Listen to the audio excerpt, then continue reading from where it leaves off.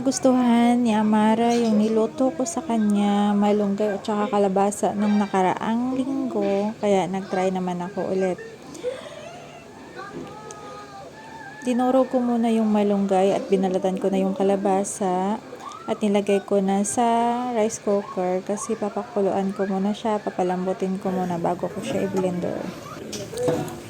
At heto na, malambot na yung kalabasa at malunggay. Kaya patayin ko muna yung apoy at ilalagay ko na siya sa blender. Naglagay ako ng konting kanin dito.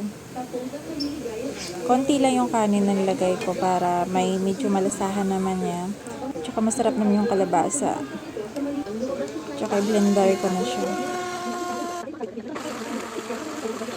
At heto na, tapos ko na ma-blender.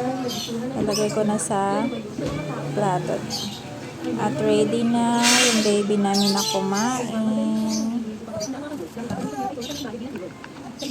Masustansya pa, durog na durog. Mas maganda kasi i-blender para makuha mo yung texture na gusto mo. Ang dumating ng isang batang babae na nagsumbong sa isang class hero na si Tank Tiger. Sarap. Sarap. Siya pala ang tinutukoy nito at nabadtrip Sarap. nang nakakaalam na siya ay isang hero. Biglang binato ni Sonic si Tank Tiger ng exploding shuriken at sinimulang gumawa ng kaguluhan. Si Saitama ay walang oras para dito. Very Kailangan niya pa daw maghanap good. ng kalaban. Sandali, nasa